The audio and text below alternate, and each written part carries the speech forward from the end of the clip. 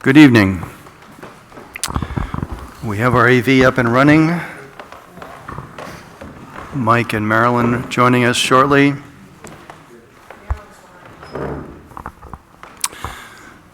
Thank you. Good evening. This is the August 20th meeting of the New London Housing Commission meeting, and we have lots to discuss with our guests from Resilience Planning and Design. The air is finally cleared a little bit. In fact, feels just a bit like fall, so it's exciting because we're headed towards an event, a public forum session in November, and that's a large part of our program today is the planning and preparation for it. So I will call the meeting to order. Let's see, from a governance standpoint, 1, 2, 3, 4, 5, 6, 7. We are all set.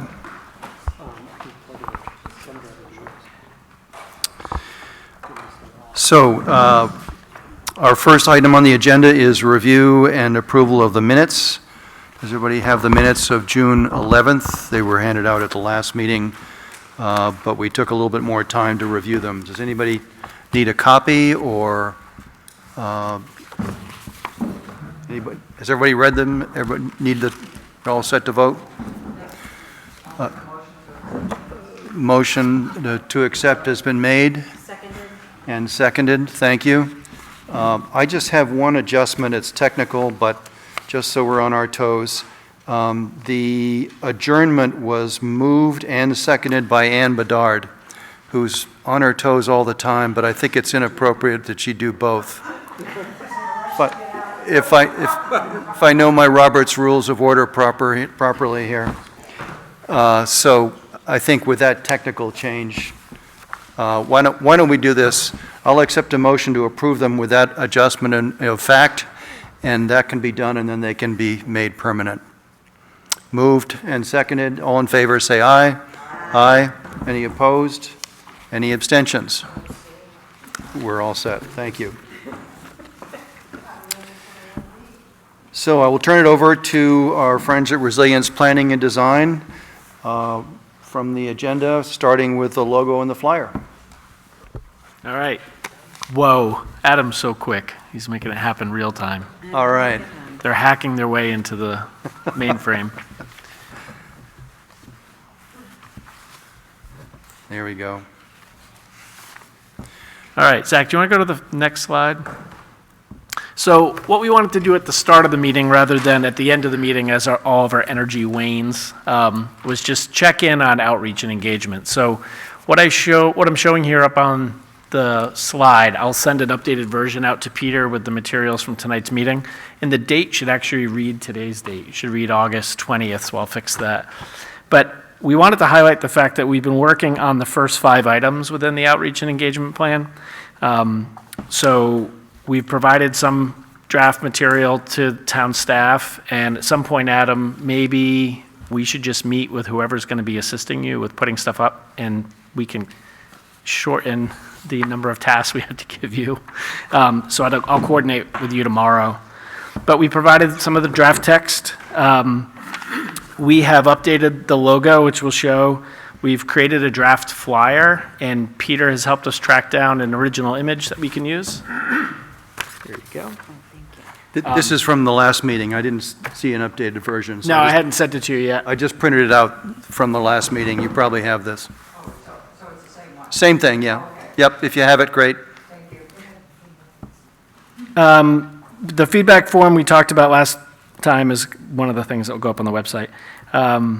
We have also started talking about doing a mailer. And so some of the things that follow after this list we're gonna want to think about the timing, because we want the website up. Like, we want to make sure that people can take an action. They can follow a QR code, follow a HTML link, and actually go somewhere. This has been really exciting. The system does not want to let Zach show what he wants to show. So why we want to update you on these things is we're going to start focusing on this more and more as a lead up to the November 13th event. One of the other suggestions that gets sent along through Peter to us was to add to the advertisements and articles municipal matters. So posting there as well about this initiative and about the event in November. We want to use as many different avenues as possible. So if we get to show you this, you've seen it, or you've seen the cover slide from Zach, but we have updated the logo. We have this updated language. We also have created a draft memo about this initiative to go out to boards and committees.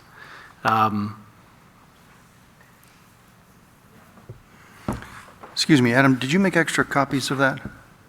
I'm sorry, I'm trying to fix this. Yeah, I know. We have it up on the slide deck if we can show it. Okay. Yep, in the process. I'm just wondering if we made extra copies, we could hand those around. It's the flyer with the logo on it, looks like that? No, I've got it. It should be Okay. connected. I sent it around to everybody, so, Yeah, it was in the packet. yep, Yep. okay. Sorry, go ahead. All right, so, whoa, too fast. Sorry. So updated logo, as discussed last meeting. And then the next slide shows the flyer with the logo on it. If you see any errors or you have any stylistic comments you want to share, please do. This is not the only flyer that we'll be doing over the course of the project, so we want to get information out to people a number of times. But at some point, once we know the website's up, we want to start getting these out digitally. So we'll have an updated version that you all can share with folks as an image or as a PDF. And then we may change it up, getting closer to the event to get their attention again. So questions about outreach and engagement? Is this a good time, Steve, to talk about the name? We call it Speakers Series Event Number 1. Sure. For lack of a better word, I've just been calling it the Community Forum, just in the vernacular, but I'm not sure that's a term we want to use.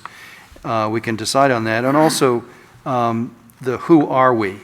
That's kind of the shorthand we've been using for this first event, which will talk about land use and demographics. This is RKG's work. Right. But I guess I'm wondering, and I'm mindful, I don't mean to put her on the, put her up to this, but Marilyn's always said, quite rightly, you need something that will get people's attention. And I'm mindful of that comment. I really am. And so I was trying to think of some things that would be grabby, and maybe they're not to anybody, but one of them is 5 things you should know about New London. Maybe it's not 5, maybe it's 3, or maybe it's 8.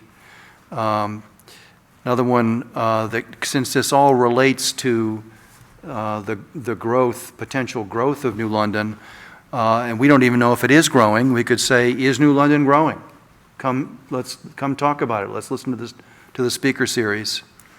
Another one that's sort of related is what we all should know about New London, or what we should know. I just throw that out there. And the other thing I thought of was maybe RKG has done this in a number of cases because they do this report. Maybe they'd have some ideas for things that have worked before.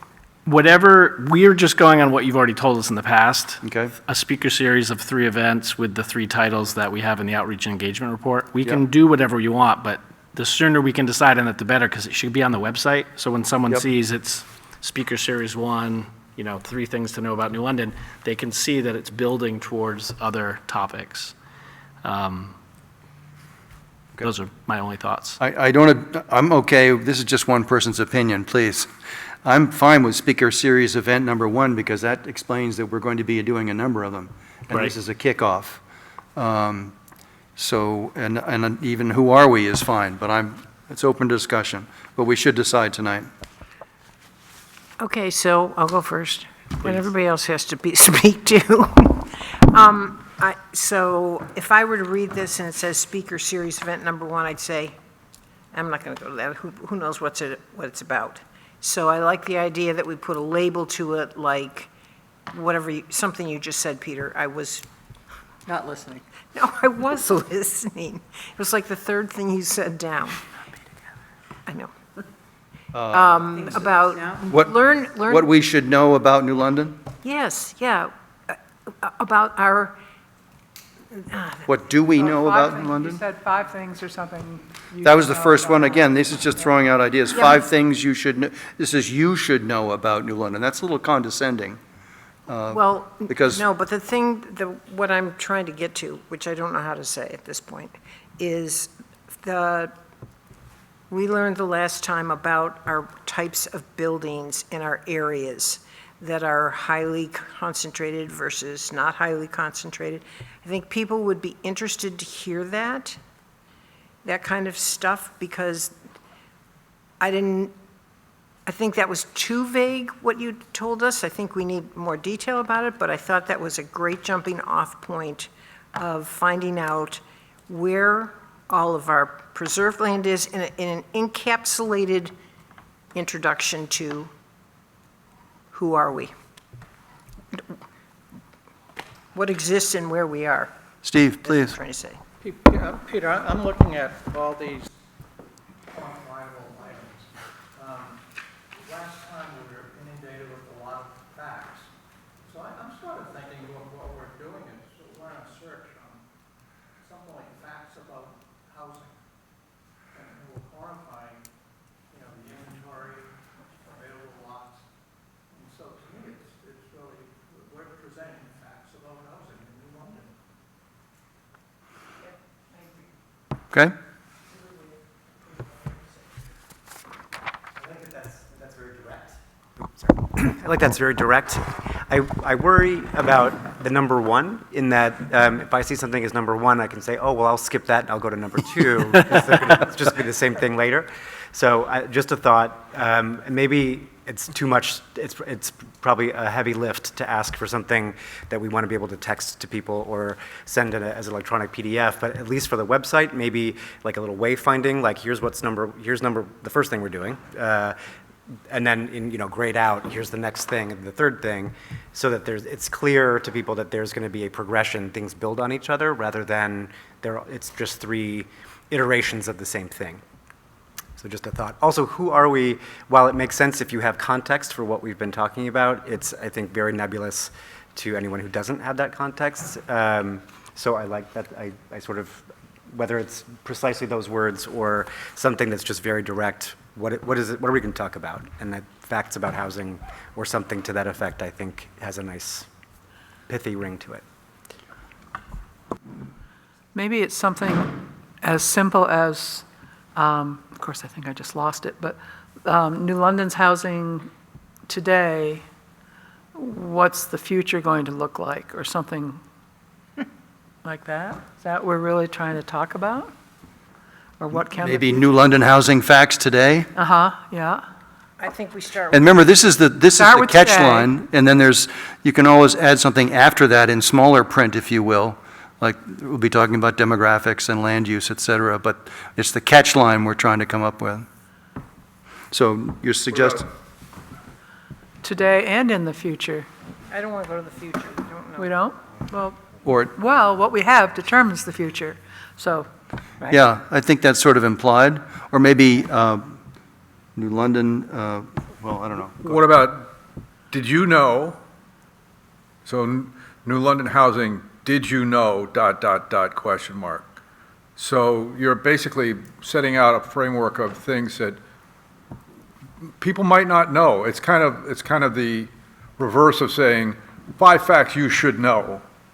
It's saying, did you know, and then take it from there. Yeah. Mike, were you suggesting that we actually just use that, or that we actually have some facts on the flyer? No, I would not put housing, I would Okay, not put just wanna facts be on the clear. flyer. I just put out, did you know, do you know, did you know, ellipsis, question mark, and don't tell them what the facts are. Otherwise, I'll just skip it. So maybe it's a did you know, and then it's come learn about housing and population Yeah, data yeah. specific to Yeah. London. Sure. Did you know that? New London housing, ... did you know? How's that sound? Did you know that? That's good. I think there has to be some kind of payoff to the question, but it's Right. a good way to at least spark your curiosity. And what do you think about oh, I'm sorry, go ahead, Marilyn. And when you were speaking earlier, Peter, were you saying we did the community forum before, and that was so successful, But this is really a speaker series versus a community forum? Well, Or my what is a personal feeling community is, forum? yeah, no, it's a I very mean- good question. My feeling is that this is the same kind of community forum outreach that we did before, but it's much, much better. Right, and that And was so so, successful, so if they see us doing another one, maybe it would be, to stick with the same wording, the community forum. Community forum can have speakers. Yeah. and, You know, we did then. But this is not just a one-way conversation. We want Right. to get an engagement. If you want to do that, I think it's accurate, and we can do that on the website, is show Community Forum 1, 2, 3, with a description of how they're all different. So it's not a problem. But we're not going to number them, right? On the flyer? Sure. Yeah. You gotta do something to make them talk to each other. Get some questions out there and say, what is this forum all about? Oop. You know, what are they going to talk about? Now what? I do think there's a lot of value in adding community in there. Just another option, speaker and community event. No. Got it, loud and clear. So it's I too do- much wording up there. Yeah, It has to be bang, bang, and it's short enough, simple enough that people want to know more. It worked before. You can And- say community forum like we did before. And once you click on that, if you're on the webpage, it will talk about a speaker, and there'll be questions, and We got to take the word future out because we don't know anything beyond today. New London housing, ... did you know? I don't know. I'm thinking New London housing, current facts. I know, it doesn't have to be current facts, but something, I think I have what we need. okay. So, I think I have enough to tell Liz, who will have a better idea. Okay. just one last thing. So I would just suggest at the bottom where it begins with this initiative, above that, state that this is sponsored by the New London Housing Commission, because nothing on this says that. And we don't want somebody to misunderstand and think that, oh, now, what's some other group doing? Just saying. Good point. Good point. It's a technicality, but I did want to get it clarified, was the schedule for the event, because we're posting the dates and the time here. I think I got this right. Here, I'll hand this out. I took our schedule from before and just added something to the bottom so you can see.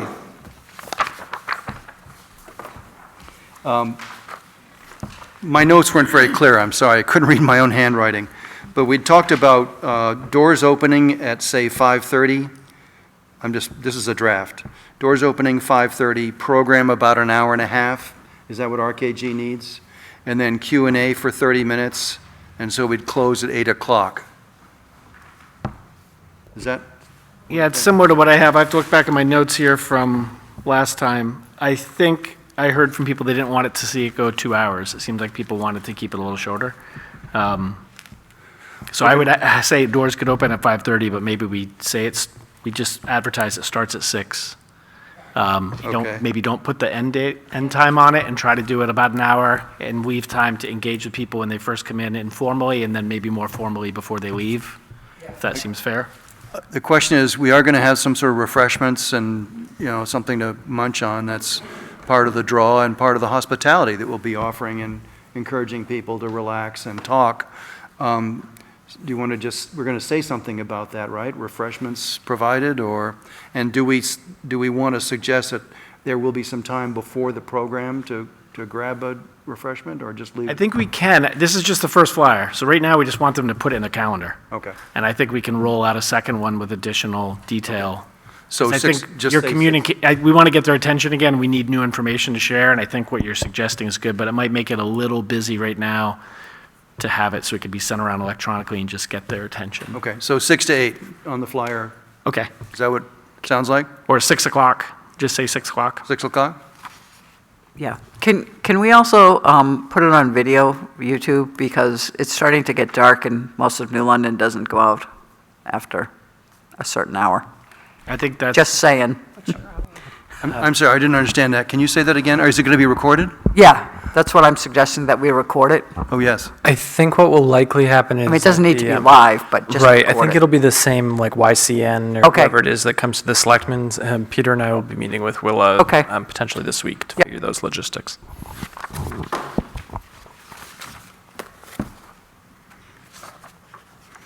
Done.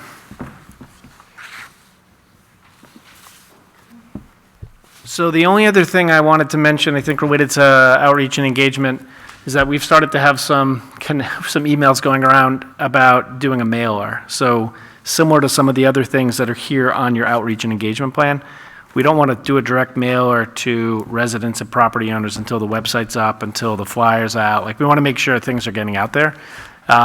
But do you all have a preference about how far ahead of the 13th the mailer goes to folks? Because this would be something they would receive in the mail that would say this is happening, and it could have the additional details we're going to add for the second flyer. Renee, this would be a good time for you, if you wouldn't mind. Renee is from the Upper Valley Lake Sunapee Regional Planning Commission. She is our navigator for multi-towns, of which we are one. And Renee has had some experience with mailers, costs, how to set it up. I've put them in touch with Resilience Planning and Design. What you have in front of you is what you'd sent to me, Renee. So why don't you, if you could grab a microphone just for a moment. And while Renee's getting the microphone, we've done these as well, Peter, Okay? a bunch of times, so Okay? it's not, Yeah. between the two of us, it's not going to be a big lift. Right. Yeah, for us to help The you. benefit is this will be covered by the Navigator grant. So Even better. So we're going to get a financial lift, and so Yes. we'll work together. Yeah. Please. So, yes, so I know maybe 2 meetings ago, I apologize, I missed the last one. It had come up about like the initial outreach for the HOP and things like that and brainstorming ideas. And just something that had kind of come up out of that was just like a town-wide mailing. It's like an EDDM, every door, direct mailing. So it goes to like all the residents in the town. And this again is just like another avenue to kind of capture those who maybe aren't as tech savvy, who might not be reading the website or things like that, but making sure, and or renters, making sure that they're engaged, young adults who are living at home, just again, capturing that. So I think it's a really beneficial piece. It's completely up to you all too, and the team at Resilience Planning, Steve and the team, as far as like wanting to utilize it.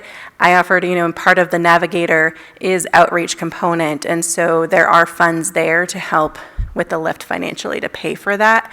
I did put in a quote, so I'm waiting back to hear from them on from One Print to get this done, and we can certainly converse as to maybe who you've used in the past for printing and mailing distribution.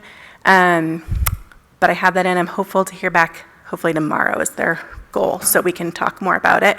But I put in the details there. I just requested a quote on estimated 3,200 mailing, 4-color, both sides, postcard. She asked what size postcard, so I said, give me a couple options and we can review further. So it looks like there may be some flexibility. And then again, my thought was kind of what you guys have for your imaging to keep it simple and keep it straightforward. We can use that digital, but just wanted to offer that as another opportunity and get your all's feedback. And so your, am I allowed here? Yeah. Your estimate is $700 to $800 for printing and mailing? No, so that is just off of the, and again, tomorrow I should have more information on the numbers. That is just off of the postal website, 22 cents per piece mailing from the Postal Service. So at 22 cents at 3,200, it was $704 direct. So give a buffer in there, but that's just my equation. I don't know. Again, I'm kind of mailing distribution, fulfillment isn't necessarily my background, but I know people who have, and so I'm going to leave it up to them to find the best path to mail it. And I did tell them it'd be a town-wide mailing in New London, so from their fulfillment center. So somebody walks into the post office down on Newport Road and hands them a big box of postcards, and it goes out from there to New London residents, right? Yes, it could, yep. Okay. It would be And drop shipped. the mailing list comes from Municipal Matters, or where does that come from? Do you know? Adam? No, when So I've we'd used probably this take it- program, you just give them the zip codes. So Yep. they would be Elkins and New London zip codes. Yeah, all addresses and the zip code. Oh, so it's not Mr. and Mrs. Peter Nichols, It's just direct. Postal customer at. Postal. Okay, So that way you get, again, the renters in case like master list, if you go off of that, that's ownership. And so that could end up in Florida, that could end up, whereas if you're actually going all the residences in New London, you're going to kind of capture that greater bandwidth. great. So, Do you know if there's a way to cut out the college kids so that 700 of these don't just end up in the trash when we could probably get them via email or something if we're... that's a good question. I will ask. I will talk to them tomorrow. Yeah. The town committee in my town that I chair, we've used the everyday direct mailer for voting, and we actually stopped this year because the post offices, I would go to the post office to get my mail, and I would just see the stack of them in the recycling that before people even leave, they chuck them, which is, a little bit, it's a lot of money, it's waste, and then, they are, a lot of them getting chucked. Right. Well, Right. So something to think about as far as, the number of people that are getting them versus, like, what's the cost benefit, I guess, of Yep. 4,000 pieces of paper?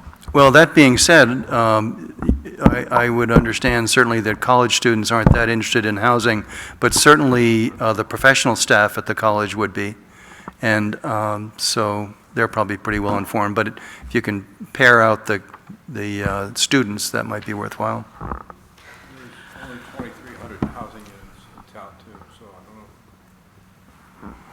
Yeah, I got a higher rough estimate on the master list, but that's, it could be much lower. And so I'll wait to see what they come back with from zip code. I think it typically is a lot higher than the housing units because of people who have PO boxes and the 700 or 800 residents on the college who are on one tax card. But so Great, so we'll look forward to getting that from you, and then, oh, go ahead, Marilyn, sorry. Are we talking about a folder kind of thing or a postcard? Okay, good, because of all the stuff that's coming in, if it's coming in like this kind of stuff, it's just, there's so much of it with the political stuff and everything. Is it a this size or the full size?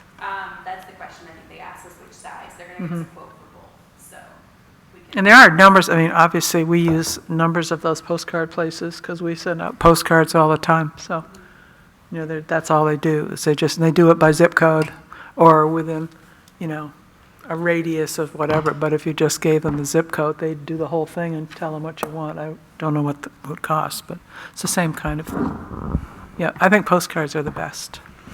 And I don't know if it would be eye-catching, but we very kindly were given the rights to use that aerial photograph from Peter Block. It was used on one of the recent annual reports, but it's used. Oh, it's up. Yeah, that's up there, but maybe that isn't so eye-catching on a small postcard, but use it if you need to. He's very graciously said we can use it at no charge.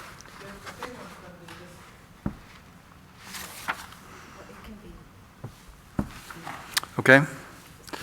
Thanks, Renee. If you get back to us and copy our friends at Resilience Planning, and we'll coordinate. Also, we need to know deadlines, like when do you need the print, when do you need the format, what format. They had asked to, I gave them a rough estimate, I wasn't positive on like when, and we wrote a question, when we want to go out. So that's a question to consider. I gave them an estimate of early October, but again, so that's what they're basing their estimate on and workload. So if you have kind of an idea tonight, that would be helpful tomorrow to chat with them, but if not, we can certainly go back to the board. In the past, we've done them 2 to 4 weeks out, so we're doing other forms of advertising, and then everybody gets something at the residence. They can't say that you didn't tell them about it, but I don't know if you're all comfortable with a month before, or if you'd like it to be a little bit more immediate. We're competing with all the political mailing for November. So I think we need to think about that date a little bit. Do you want it to go out on Election Day? Too Be late. the only postcard people get? Too late. Not too far ahead, though, because I don't know about anybody else, but I'm not good too far ahead. So are you thinking 3 weeks? 2 weeks? Yeah, 2? yeah, a couple weeks, I think. Am I wrong? Do other people like things really early? Well, only if the mail is getting more timely. Delivery, sorry. No. I got a next day mail from Guilford the other day, straight up Let's mail from Guilford, 36, because that's not mail from here. So let's see, 13th, oh, by the way, Colby Sawyer has said we can use the Twitter hole on the 13th. I'm getting ahead of ourselves a bit. But Adam has been working with them, and they've graciously offered the 13th in the evening. So we're ready to rock and roll there. As Adam said, we're going to meet with them this week to finalize AV and all the little details. But so 2 weeks ahead of the 13th would be October 30th. And the 30th, let's see, Election Day is on the 5th. So that's the week before Election Day. 23rd would be 3 weeks ahead. Would be a Wednesday, and it's 3 weeks ahead of the 13th of November. So how does that feel?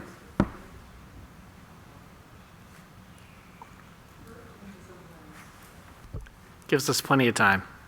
So end of October seems like the thing to aim for, and Okay, depending on how they can get it out, we'll work together to get that out. okay. Great. I think that's it for outreach and engagement tonight, unless anyone else has any additional comments. Please. One thing that your comment on the election actually gave the idea. I wonder if, as people exit from elections, if there were committee members who wanted to volunteer for shifts that day. Obviously, there will be a lot of people coming through this building that, mostly you'll know, and you can call them out. Well, yeah, I mean, I'm not sure about going into the polling place. There are rules, but I It'd have think to be outside. exit there can be. out in the hallway. but I think It's got to be further out than that, trust me, really? yeah.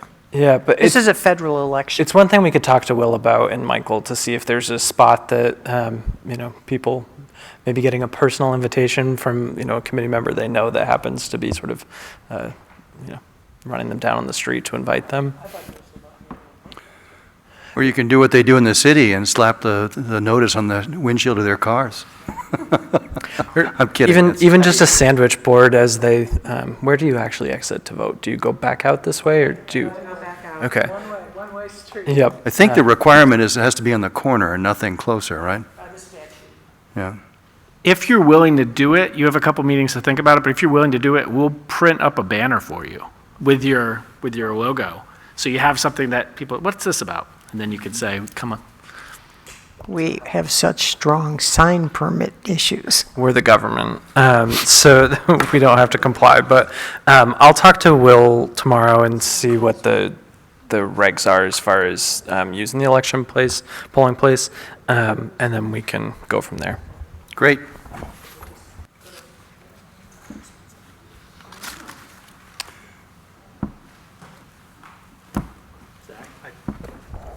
I think I'm up.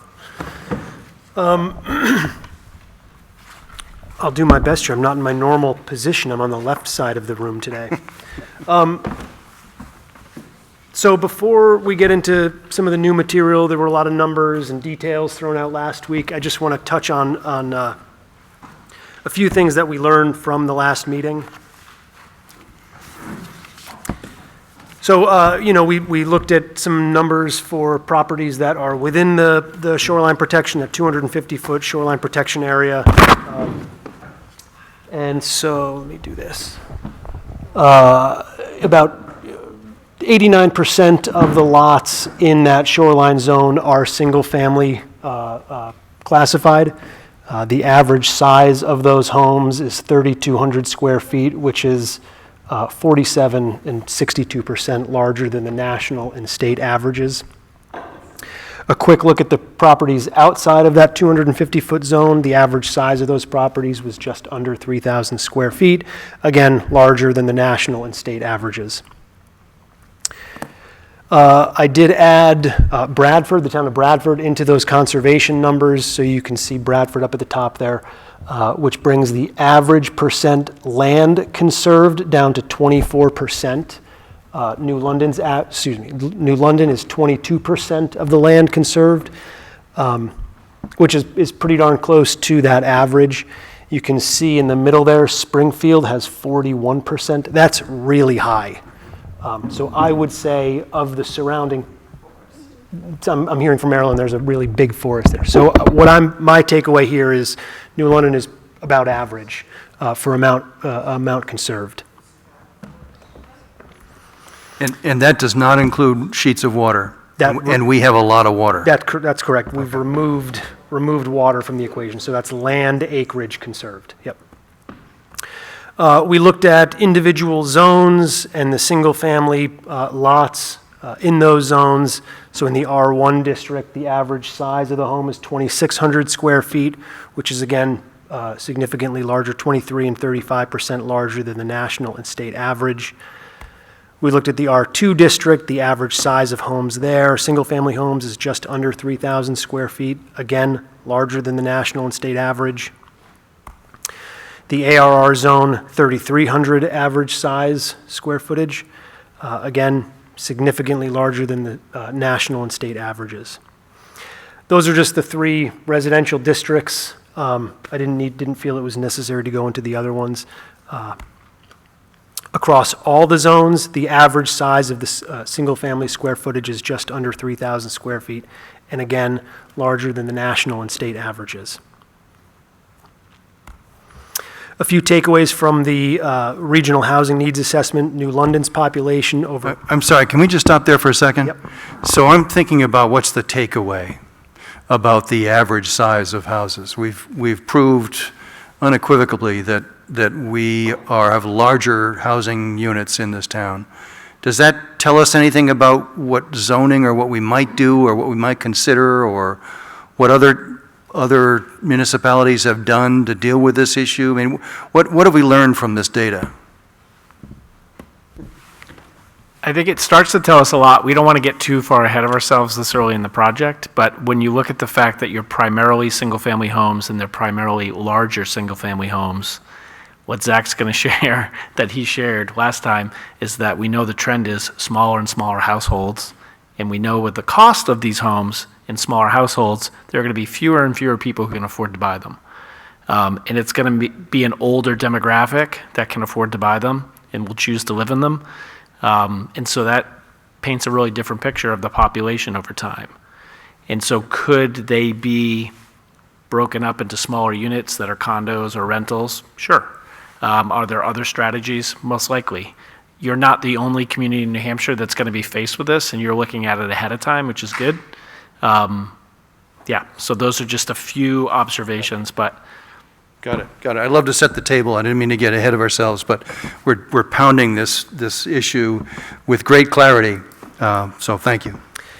So New London's population has increased from 2000 to 2020, 7%. Surrounding towns have increased an average of 23%. The household size, this is some of the points that Steve just mentioned. The household size is shrinking, and that's expected to continue. And increasingly large single-family homes are not likely to address the needs of the region. Again, the number of 2, 4, and 5-bedroom homes is on the rise despite shrinking households. And the type of home was the second most common variable that impacts a resident's ability to stay in the community. So you can see the distribution of single-family versus multifamily regionally versus New London. So, so far, 3 takeaways. New London's homes are mostly single-family units. They are much larger than the state and national averages.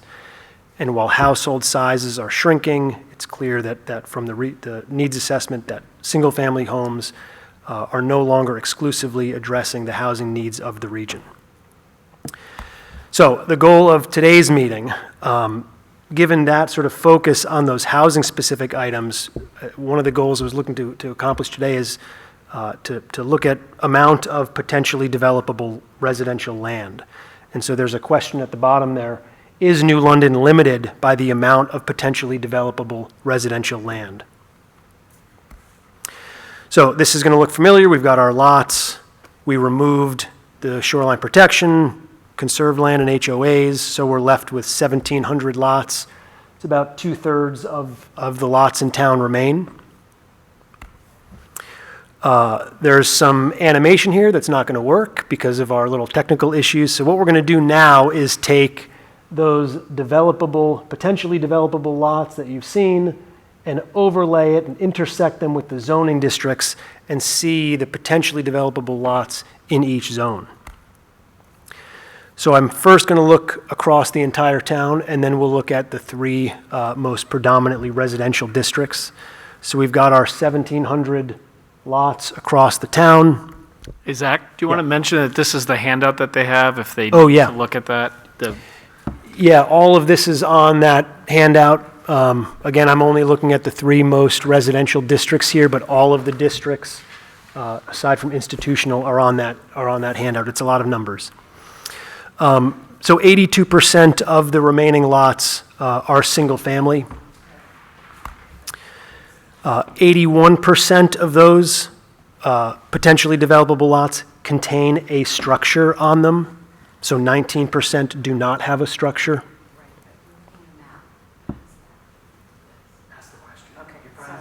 I'm looking at that map. Yep. I see colors, great, they represent stuff. I'm looking at this paper, and it says town-wide with also colors. Can you tell me how this matches up to that, or that matches up to this? That would be helpful. Yep. Thank you.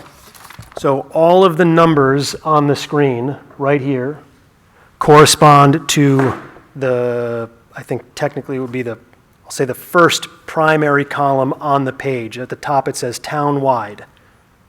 Is that what you're referring to? Or I what do got the that colors part. on the sheet mean? Is that what I you're got asking? that part. I'm looking at the map, because we're Yep. talking about the map. Yep. So I'm kind of a spatial visual person Yep. here, and I'm looking at yellow. Sure. So I'm trying to say to myself, okay, looking at those numbers that you have down the left-hand side, how do those fit into that map, or vice versa? So 82% of the property, of the lots that you're seeing in yellow are single-family lots. Okay, great. 82%.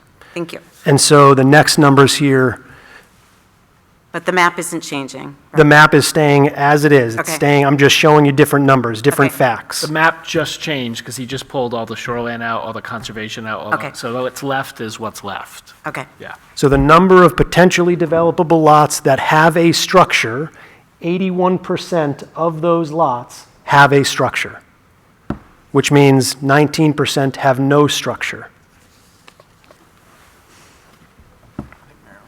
Yeah. I remember getting confused by this last time.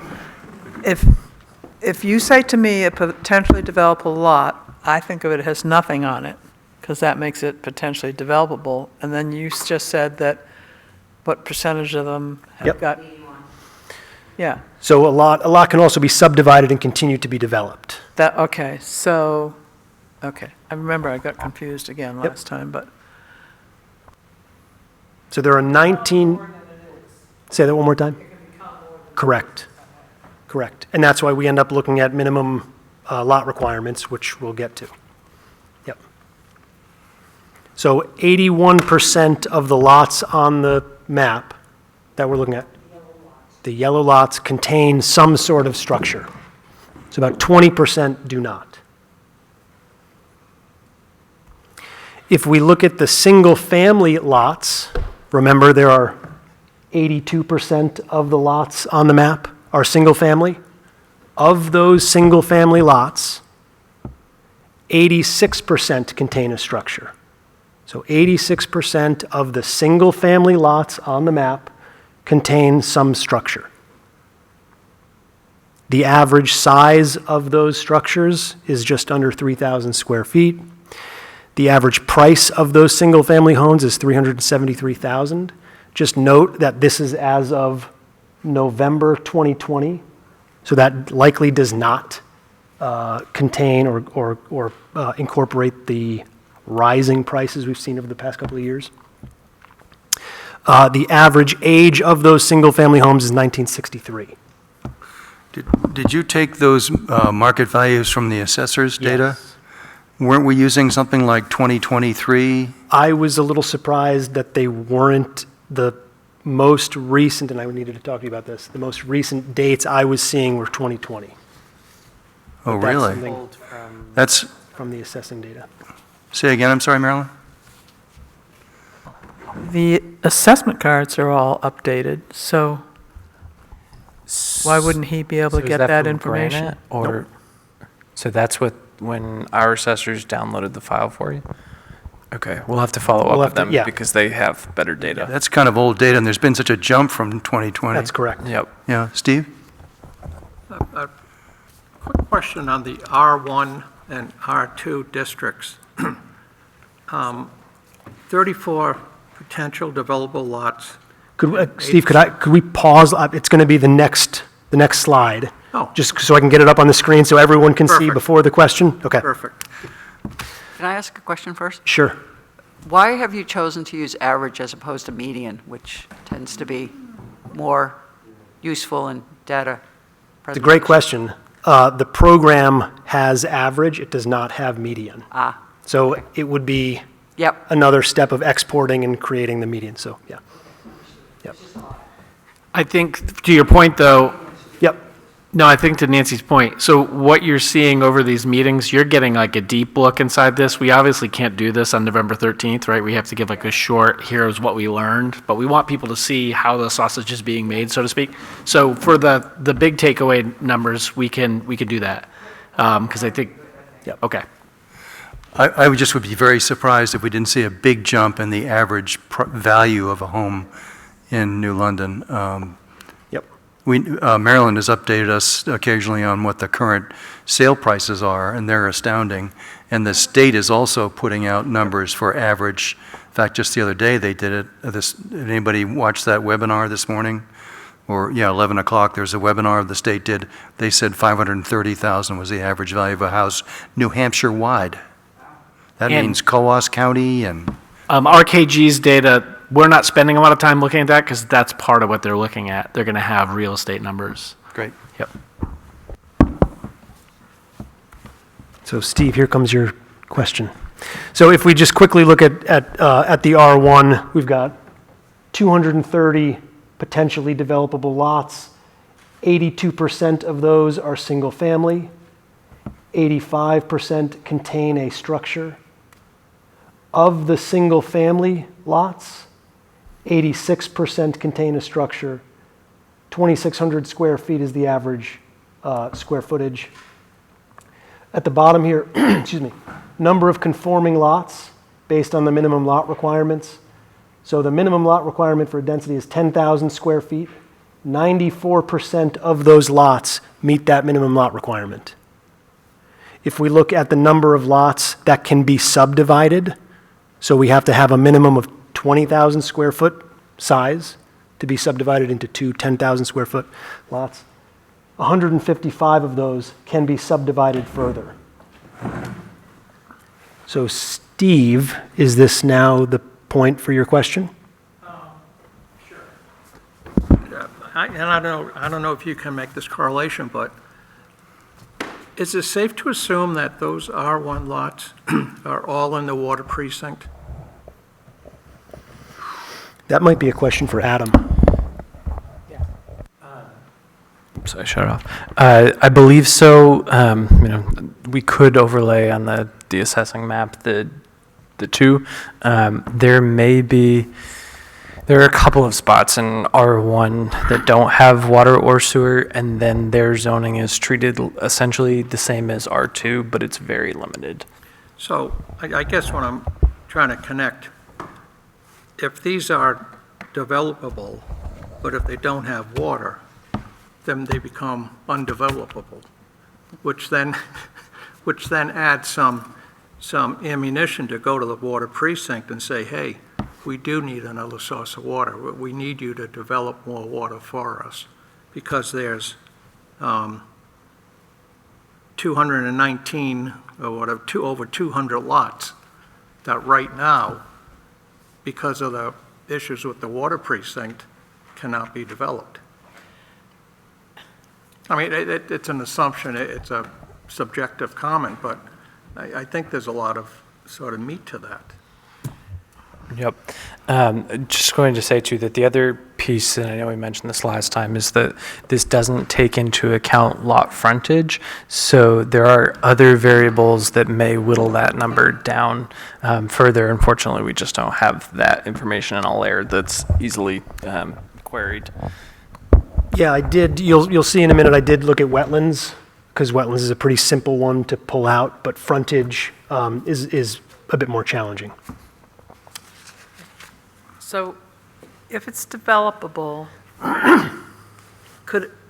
I'm getting lost in whether it has a structure on it or not. You could be saying that one that has a structure on it could be further developable, so it falls into the developable category. That's correct. Okay, so out of that, it's just an interesting thing to think about is if it's already developed, how much more development can you get out of it, even if you can do it with the zoning? Just drive around town and say, okay, well, what's this guy going to want to do? And I mean, if it's empty, that's one thing, but if it's got a structure already, it's not quite as developable as one that has nothing. Steve and I have talked about this. We've sort of asked ourselves internally the question, is a lot that contains a structure, is a lot that does not have a structure more likely to be developed than a lot that has a structure to be subdivided? I don't know. Well, where's the house? It's got to make a big difference. Sure. Yeah, you get down to individual properties and evaluating each one, and we just can't get down to that detail. I think the problem is one of saying, well, here's the arithmetic. I think it's on. I'm speaking away from it, but there are two different problems. One is the arithmetic, which is you got a lot, there's this many extra square feet on it, and so in theory, you could add another house to it. But the practicality of it then becomes, well, how many of those want to do that? And so there's a whole subjective conversation that takes place down inside of the objective conversation, which is how many square feet of developable land are there in New London? Great, that's nice to know, but if it's all these other layers that go on, including the layers of people that, let's say, have 5 acres on the top of a hill that could be developed more broadly, but no way that's going to happen. And so I think the issue will ultimately become, you got to be able to boil that down, because if you don't boil that down, all of a sudden you have all this extra acreage that can be developed that is never going to get developed, which then creates a conversation about, oh my gosh, the growth. And you got to, somewhere along the line, we need to sift through that or drill down into it or whatever and figure out what the real likely, reasonably probable number is.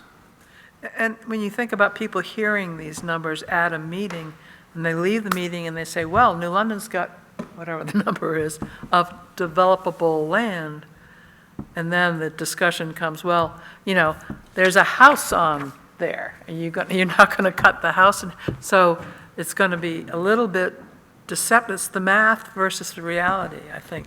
I don't know. Well, perhaps the way to get into this is to deal with the facts that Resilience, Zach and Resilience has established.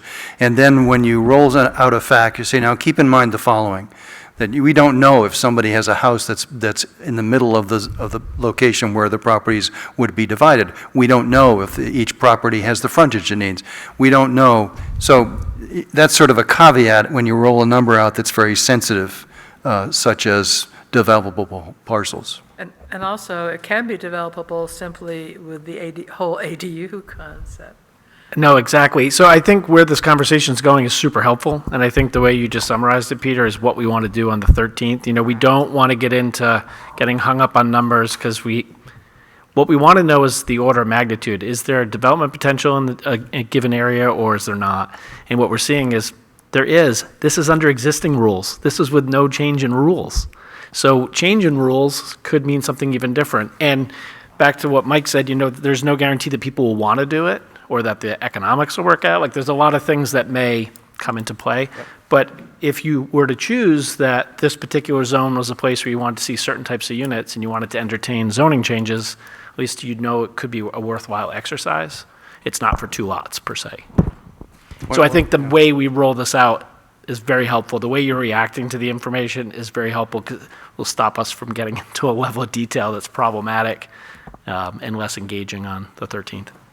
My only concern about that is that unless you start to take into consideration some of these subjective pieces of data, I think you find yourself in a conversation where you have this potential inventory that creates an opportunity for someone to say, oh my God, it's going to look like Bergen County, New Jersey. And we don't want that. And it can't look like Bergen County, New Jersey. It's not, well, in my lifetime, and probably the lifetime of my grandchildren, it will not look like Bergen County, New Jersey. And I know people from Bergen County, New Jersey, and think very highly of them. But Yeah, my best friend's from Bergen County, New Jersey. No, I'm just kidding. I just want to add that we went through an exercise when we were looking at changing zoning with the flagpole backlots for these properties, and it got no one engaged in it, no one was interested in it, and it was quelched very early on in our discussions with the ADU as changing the zoning. Just trying to remind us of that we've been down this road a little bit. Good point. I would just clarify that, though, that I think in that scenario, the reservation was the required affordability on whatever was developed on the flag lot. And I think that the concern was that independent property owners being required to report every year for workforce housing, not so much the actual lot configuration.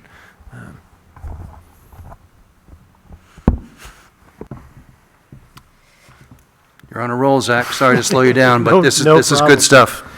So just another quick look at the R2. We've got 424, we'll continue to use the language here, potentially developable. 89% of those are single family. 80% of them contain a structure, so 20% do not. Of those single family lots, 85% contain a structure. The average size of the homes, just under 3,000 square feet. Home price, $454,000. Again, that's likely to change. Average size of age of the home, 1957.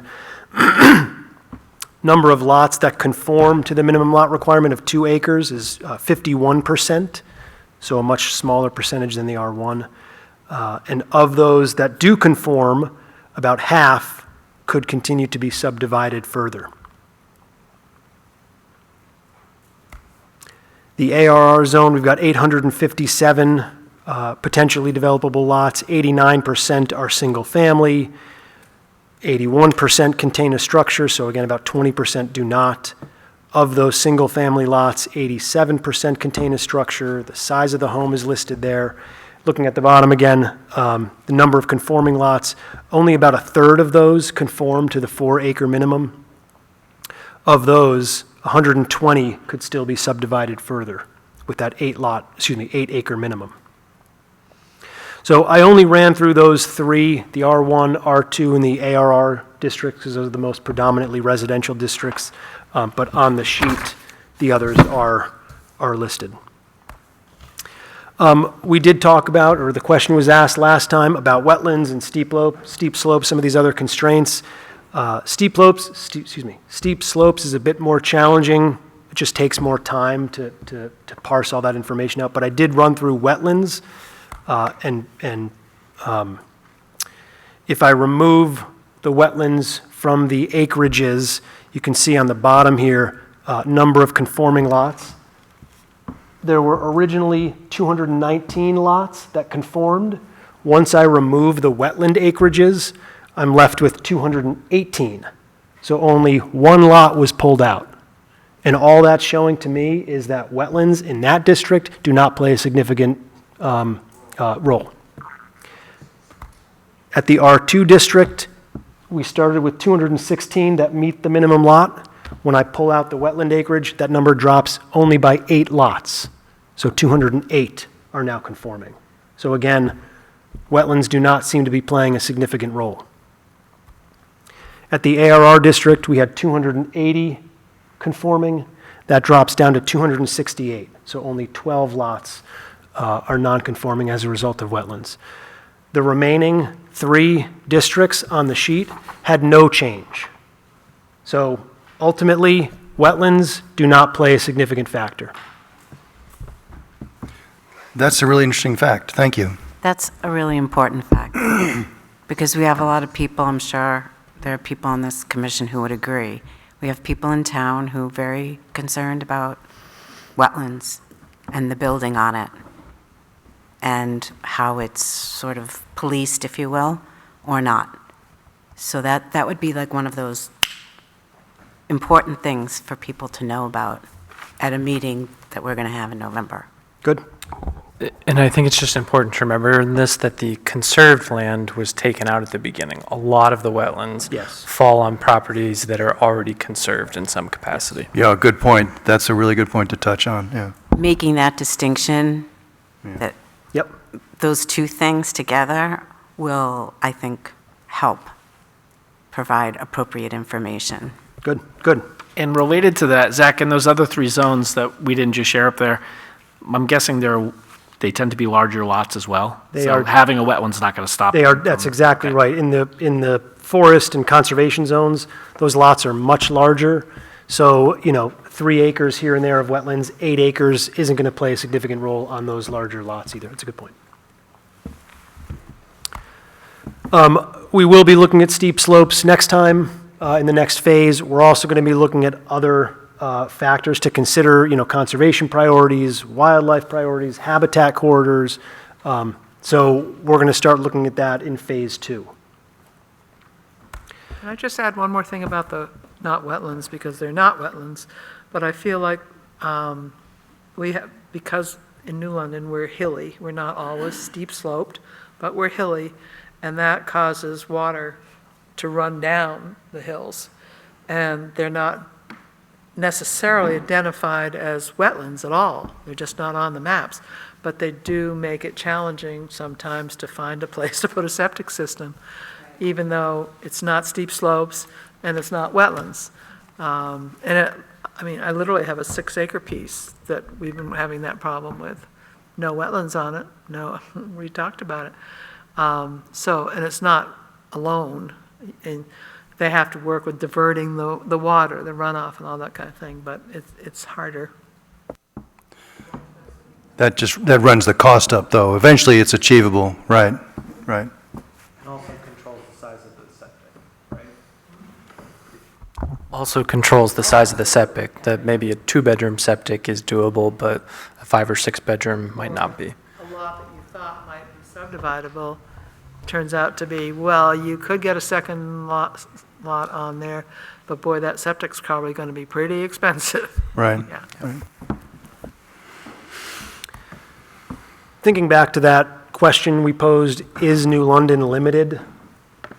Given the information and understanding some of those other caveats, frontage, et cetera, we don't think it's limited by amount of potentially developable land, even given some of those caveats that we've talked about. And again, in phase 2 of this project, that visioning phase, we're going to be taking a closer look at those locations and types of residences across town. So some of the broad takeaways from this discovery phase, the 3 I mentioned really from last week, this week, it seems to be there are ample opportunities for additional residential development in New London, and the location and type of future housing units will be explored more further in the second phase, that visioning phase. This is also to say there's going to be a lot more information from Eric and RKG is going to sort of come at this question, this issue in a really different but tangential way. And so between some of the information we've presented here over the past couple of meetings and with Eric's, I think we're going to have a pretty dynamic understanding and conversation. Terrific, really great. Thank you. Just one thought that occurred to me. I think it's important, and maybe at the end of a presentation like this or something of abbreviated form, because we're not going to roll out the sausage making, as Steve said, and it's so true. But it's important to say that this is the potential for the town, but the town has to decide what they want and what is. We're just laying out facts so the town can decide what they want, and that will come up in the visioning stage. Because I don't want it to sound like we're making a pitch for developers ripping into town and finding all the lots that we've highlighted and taking a list and putting structures up everywhere. That's not what we want, but more to say, here's potential, now what do we want to do with this potential, if anything? That's right, and some of those things, conservation priorities, wildlife priorities, subsurface water quality priorities, we can look at those types of things and say, all right, well, we don't want it, we would like to avoid future development in these areas, so it's going to continue to narrow the options. Terrific. Anybody else? Okay. So we're on to, Steve, I think we're done with the first piece. We're on to next steps. You want to talk about next steps? Yeah, I mean, we've already kind of covered it. We're going to continue to work on the marketing materials. We'll refine the items we shared tonight with the feedback we received from all you, and we'll run everything through Peter and Adam. And if you think anything needs additional vetting and you want to get it out to the commission members before we start putting stuff out in the street, that's great. I'll reach out to you, Adam, about setting up a time to talk with the person who could put this stuff on the web for us. RKG is getting ready to start their work. We have it built into the calendar, as you've seen, for Eric to come and present to all of you, kind of a high level, a little bit more in depth than he can present on November 13th, so that you can understand. And there'll actually be a report that comes from them that will have all the data as well, so that you can sit with it. We're hoping to get it in time that we can get it out to you ahead of time. So that's the goal. And then he'll be here in person again on the 13th. And we need to see his report. We've done a lot of work with them before, so we have a sense of what's coming, but we need to kind of see his report and see the big takeaways and how they gel with what we found from your data before we orchestrate kind of the details of the evening. But Liz, who is away on vacation this week, her vision for the event on the 13th is that it be really more of a conversation. And so that both Zach and Eric not just be each allocated 30 minutes to kind of make their pitch of what they learned, but that there be a little bit more give and take back and forth between the two main presenters. We even floated the idea to Peter of maybe having an MC, someone from the town who could be up there to do introductions, but also, so we want to play around with it once we get the data, and we'll likely want to have an internal meeting with the chair and staff. It may not be the type of thing that's worth dragging all of you through that to figure it out, but that's what we're leaning towards, so that it feels engaging, it feels like a conversation, the takeaways are very clear, and that hopefully people will stay tuned in for the next phase where we talk about, well, what should it look like? What would be the right strategies for New London? What would be appropriate areas? Because we don't want people to, as you just nicely put, we don't want people to think that what we're trying to do is build all the housing to solve all the problems, or forget the other priorities that you have as a community. So we'll be back at the next meeting really to focus on kind of next steps, really ramping up the outreach for the event. Thoughts? Good time perhaps for public comment. Any thoughts you want to share with us? Karen, can we lend Karen a microphone? Here, take this one if you like. Identify yourself since we are being recorded. Thanks, Karen. Thank you. Karen Epstein. This slide presentation is really interesting, and I remember there was one from the previous meeting, if I remember correctly. I haven't had any luck finding them on the website, so it's probably just I'm not looking in the right places. But if they aren't posted, I think it'd be really helpful to post them.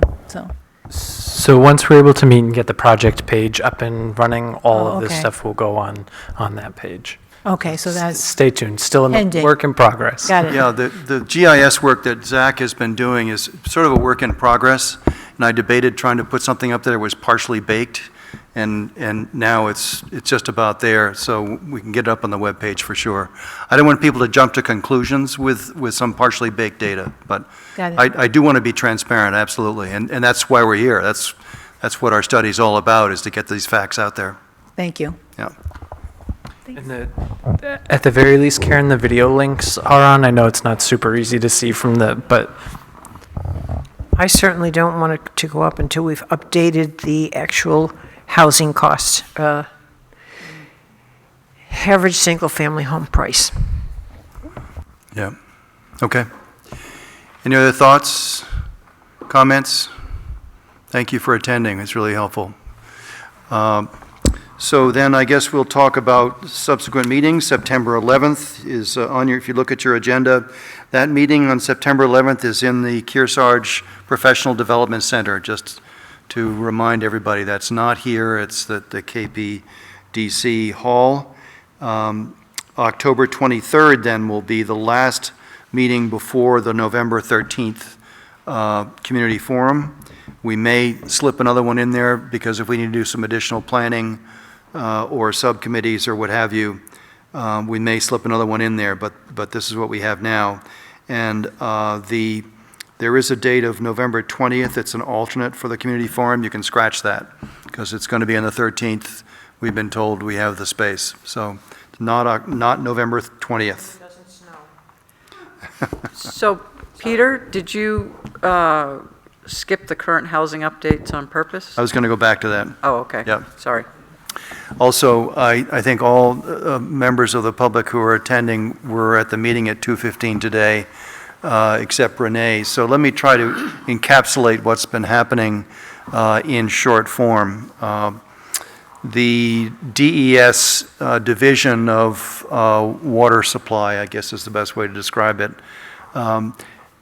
declined the application from Continuum to do their drawdown test to determine if they had the capacity of water that they thought they had found from their initial testing, drill testing.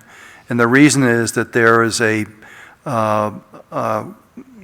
presence of solvents in the groundwater at levels that are above what's acceptable for groundwater drinking. So Continuum was denied their ability to do their drawdown test. Twin Pines, as we all know, had earlier been denied domestic water by the water precinct, and so they had quickly pivoted and turned and started to drill their own wells to find water. They had found water. Took them several drilling holes to find acceptable water. They made application to the DES to do their drawdown test, and they were denied the drawdown test application because the fear was that the drawdown test might cause the plume that's present on the Continuum sample to be pulled closer to the Twin Pines site. So there's a bit of an impasse right now because the water precinct has said we can't provide the water because of capacity issues, and the DES has said you cannot do a drawdown test to determine if you have sufficient water for the development that you're proposing because of potential contamination. So the meeting today, I don't want to try to summarize that too much, but essentially DES Contamination Division or the Waste Division representatives were here at a Board of Selectmen meeting, and it was recorded and will be on the webpage. These individuals from the DES essentially were talking about what is known about the source of these solvents as being from the dry cleaners, which is on Newport Road. And that's been known since 2016, and the owner is the responsible party and is in the process of doing further testing to determine if and whether the plume, if you will, of contaminants has migrated off the site. The DES said we believe it has, but where the testing needs to delineate how far off the site it has migrated, and that is in process. There are a lot of other details I'm leaving out because it was a long meeting and it's very technical, and I'm not sure I understand it completely, but it's From my geology background, it makes a lot of sense. How'd I do? You did great. Okay. You did great. Anything to add? Okay. I would just say on an up note, the 5 units at Pella got their connection last week, so we at least have those 5 one-bedroom apartments coming online. And they look Yes. terrific. I know that's just an aesthetic evaluation, but I think they look terrific. Are those rentals? Hasn't Adam? been defined yet. Are those Correct. rentals? Yes. Okay, just checking. So, not as of 2 weeks ago, I didn't believe so, but I think the owner was waiting to see what the final total was to to see what his rent needed to be. And actually, in that topic, I asked him if at some point he'd be willing to come talk to us, and he's been really honest with me about the costs of things, and I think it might be helpful for us to hear that information. I mean, he's a general contractor, so obviously there's a fair amount of ability to use his employees when they maybe have a slow day, so it may not be completely accurate, but it's staggering, the cost, even at being able to buy things wholesale through all of his accounts, what the per unit cost is coming out on those. So it might be an interesting conversation, and he said he is willing to come. I think he just wants to wait until he's done and he knows. That would be terrific. Nancy, you're going to say something? Well, I've debated whether I wanted to say anything or not. But I have to say, I just can't resist that I was appalled at the meeting of the water precinct where Twin Pines came to discuss their petition to use town water. And Ken Jake's presentation to announce that included a comment from him, which he did state was his opinion. But he made the statement that New London has never been a place for average workers to live, and it's not that type of community economically. That was his prelude into the conversation from Twin Pines on workforce housing. I'm appalled that here's the head of the water precinct, and that's his opinion that he stated publicly at that point. I think he should have just kept his opinion to himself. I'll just say that.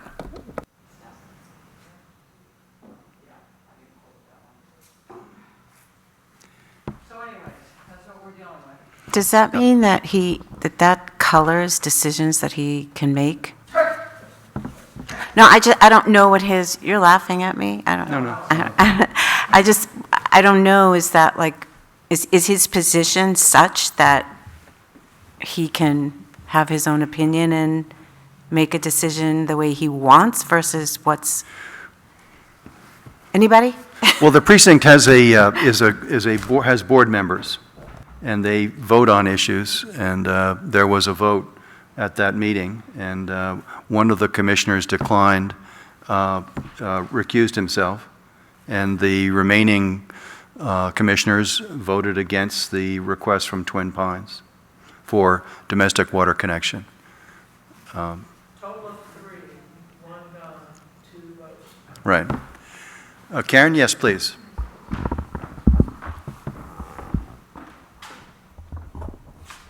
I guess I'd like to say a couple of things. My name is Karen Epstein. I'm a resident, so just want to do my introduction piece so I don't forget.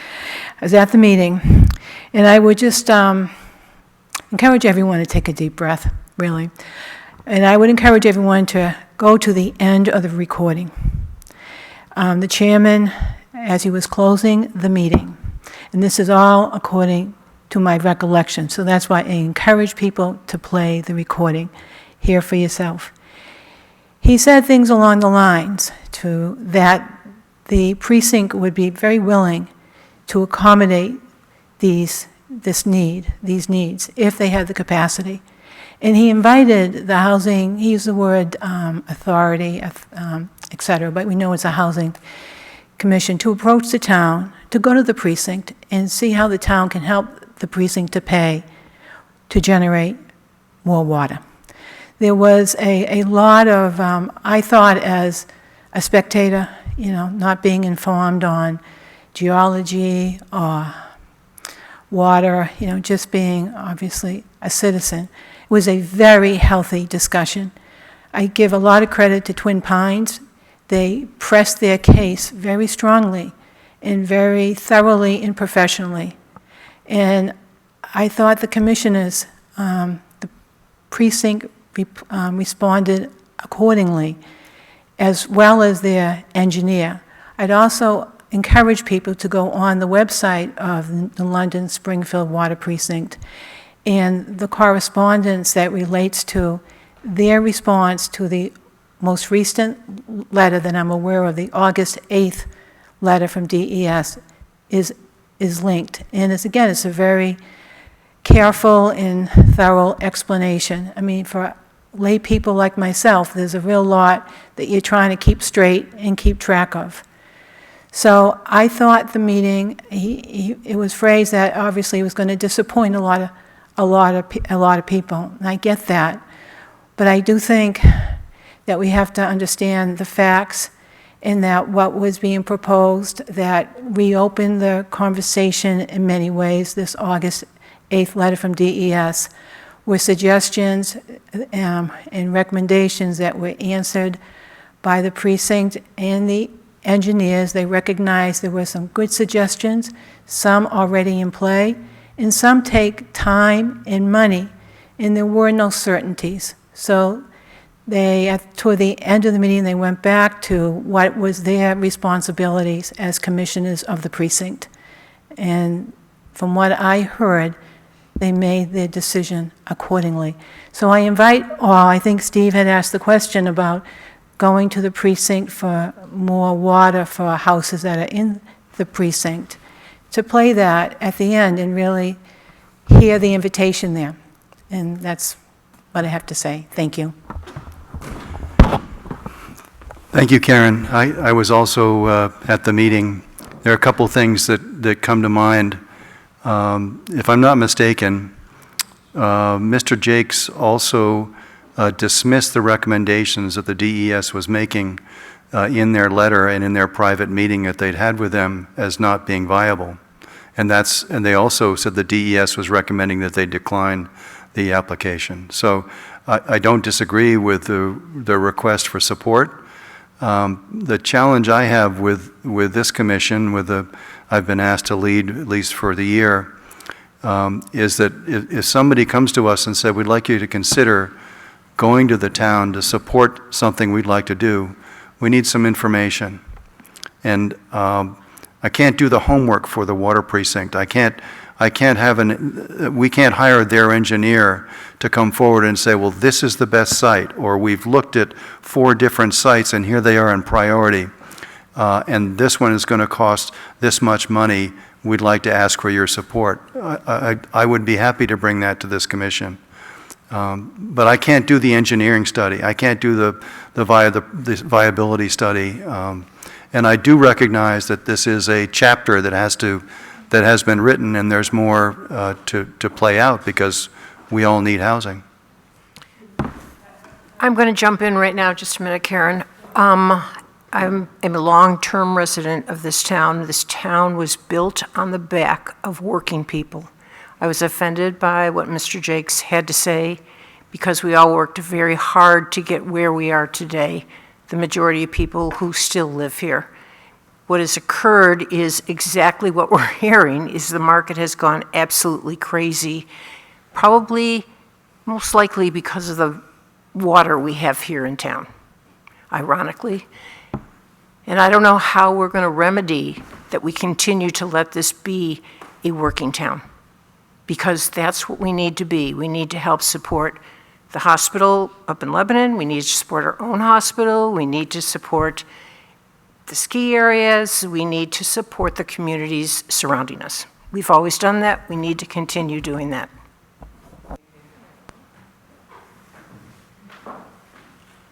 Thank you again, Karen Epstein. To your point, Peter, Yes, I appreciate what you explained.